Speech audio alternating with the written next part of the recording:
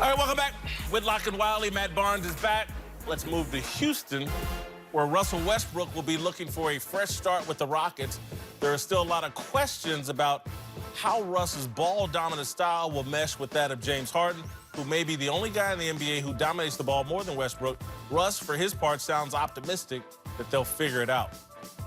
We both understand that we have one common goal, and that's to win a championship. So we understand what we have to do. I'm not worried about it. I know James is not worried about it.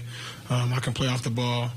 I don't have to touch the ball to impact the game, and that's the best way for me to be able to come back and impact this team is I can do other things on the floor to be able to make sure we have a better chance of winning. All right, the question here is, do we really believe Westbrook can play off the ball with Harden? I certainly think he has the right attitude and mindset. I think it's what he's needed to do even when he was in OKC. Do I think he can do it for 82 games in the playoffs? No. I think he's going to try. I think he can. Like you said, mindset. He has the runway this summer to go into it with that mindset of like, oh, this is the first time I'm not going to be asked to be the primary ball handler. So, okay, let me work on this skill set, the catch and shoot, et cetera, things that he knows that he's going to be asked to do a lot more. This whole thing kind of still centers around selfishness, or sooner or later he gets off the rails. I never deemed him fully selfish. You know what I deemed him? He's just so intense that...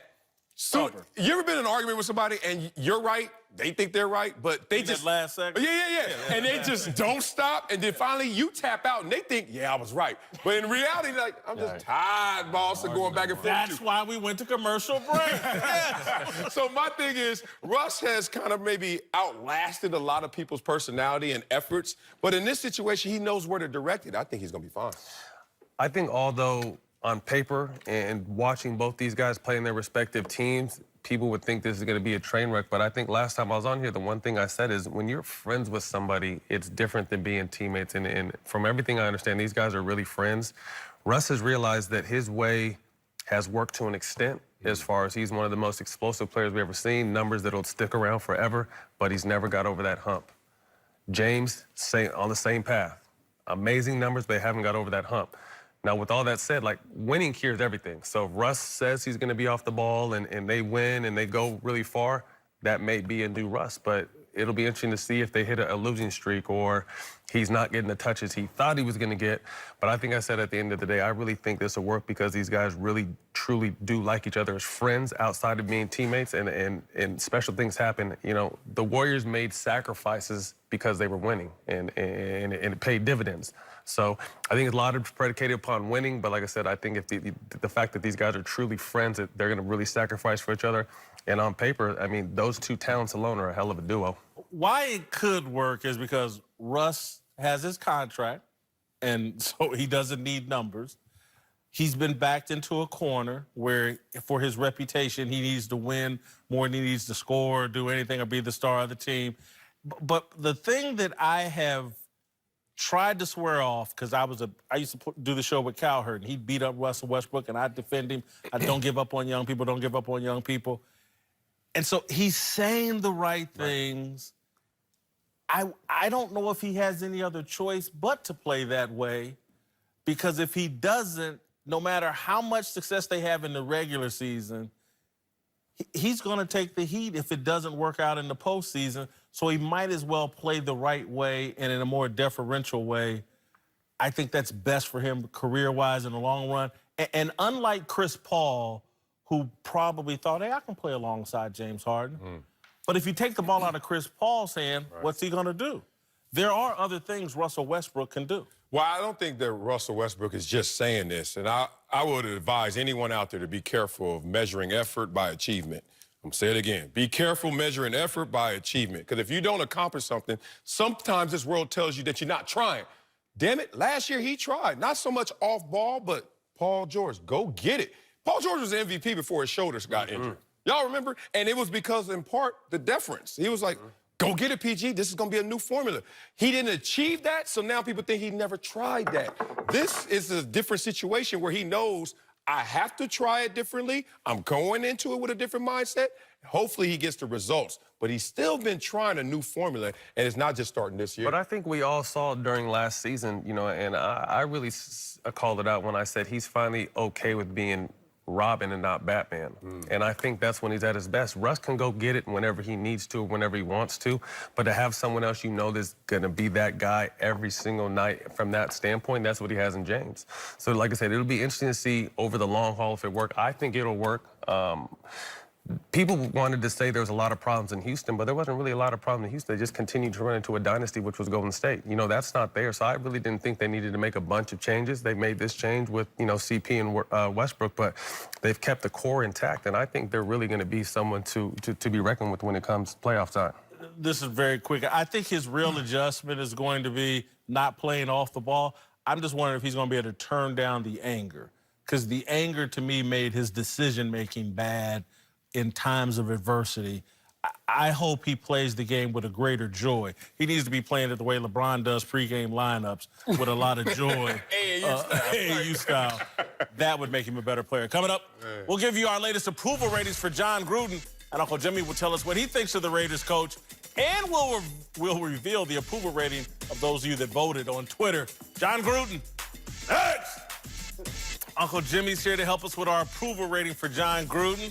You know. Any thoughts so far? You got your big dummy of the day?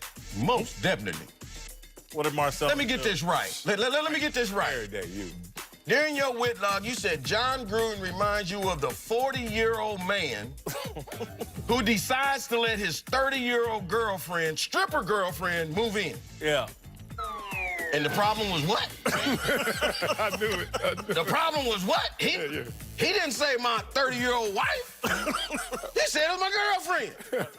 All right. You would have been happy with one of them at 30. Yeah, here's a highlight Yeah, to think about from our discussion earlier about John Gruden. On second look. Some guys have all the luck. Yeah, he's tripping. We both understand that we have one common goal, and that's to win a championship. So we understand what we have to do. I'm not worried about it. I know James is not worried. He's choosing to embrace AB's drama. If Gruden pretends Brown isn't a distraction, it makes it more difficult for the media to push the distraction narrative. You know what that hot air balloon, or let's go before the helicopter ride and all the other antics came with? Production, brother. I mean, real life production. All right, Uncle Jimmy. John Gruden and the way he's handling Antonio Brown, you love it or hate it? If John Gruden wins the Super Bowl, how much money does he win? I don't know. He's got a $100 million contract. If John Gruden loses the Super Bowl, how much money he gonna win? Still got 100 in the bank. Yeah, you got $100 million. So what the hell we talking about here? Here's his level. You get $100 million if you win. You get $100 million if you lose. What the hell we talking about? Now, hold on. Let me ask you this. Work with me a little bit, Marcus. I can't talk to him. More than money, but Just imagine if Fox gave my nephew $100 million guaranteed. Oh man, how he would. Now, he think America don't like him right now. Yeah. If he wouldn't hurry up and become the most hated man in America, and he wouldn't give a damn. That's what John Gruden. And that's what John Gruden doing right now. But I know what y'all doing. Y'all sitting up here saying John Gruden is crazy, and Antonio Brown's crazy. Yes. Yeah. And everybody say it ain't gonna work, cause crazy plus crazy can't do nothing but breed crazy. Yes. Sometimes crazy and crazy work. Yeah.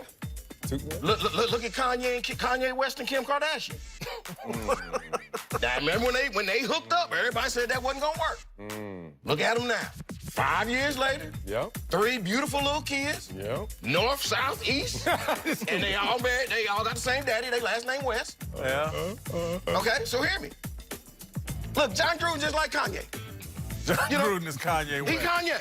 What's one of his #1 songs? The Good Life. That's what John Gruden doing right now. Look here, I ain't saying he a gold digger, but his bank account seems to keep getting bigger. And you know, wait a minute, what's this other one? And he's ready. What? Cause he said something about when it all falls down, when the season's up, it'll all fall down. Hey, what Gruden gonna say? What everybody in the Raiders village gonna say? Gruden walks. His ass right on out the stadium. Then walks right on out the stadium. And so you know what that make AB? What? Kim Kardashian. Okay. What's Kim Kardashian famous for, nephew? Sex tapes. Don't act dumb with me. What's AB famous for? The locker room tapes. In the shower. The pre-locker room tapes from Mike Tomlin. Okay, yeah. Who else know what was on them tapes, man? You know, I mean, what else are the Kardashians famous for? They own reality show. Okay. Hey, where's the Raiders at this year? Oh, Hard. On Hard Knocks. That's it. I can't make this up, Marcus. You ain't making it up. Look at AB. He was in Pittsburgh. Fought with everybody. Just like Kim Kardashian. You know, Big Ben Roethlisberger's Khloe Kardashian. The big, goofy, ugly one. Oh, man. Hey, stop. Man, don't do that. Okay, all right, I'm sorry. Juju Smith-Schuster, the little cute one. That better? Kendall Jenner, that's her. Okay, and Martavius Bryant, that's Rob. The brother that had the drinking problem. They got kicked out the family for a little while. And Mike Tomlin wasn't doing nothing but being Kris Jenner, just trying to keep them crazy asses together. You know, now, right or wrong with this, AB had one of the best hot air balloon trips known to man. Yeah. And I think we can agree that Kim Kardashian got 2 of the best hot air balloons known to man. Hey, what AB call herself? Mr. Big Chest. Hey, man, what Kim call herself? No, man. Ow, ain't laying all by myself then. All right. Y'all knew where I was going with that. That wasn't bad. That wasn't bad. This is Kanye. too easy. That wasn't Too bad. easy. That wasn't bad. All right, here's I my ain't gonna approval charge rating y'all for that. for John Gruden. We got to be quick here because I want to give the readers or the You'll make viewers. payroll then. 43 scout team. I drop him 3 points in authenticity because he's lying about embracing AB's drama. No, I moved him up in character and authenticity. He's no punk, but he's also embracing it, showing us a little love. You know what I mean? It's a star receiver. So, look, we asked our viewers to hop on Twitter, and Marcellus, they agree with me. They do. He should be a Surprise scout them. team. John Gruden should be at scout team level. That's the first time they've done this. They don't You've got understand him the rules. overrated. Yeah, You've got him They don't overrated. understand the concept.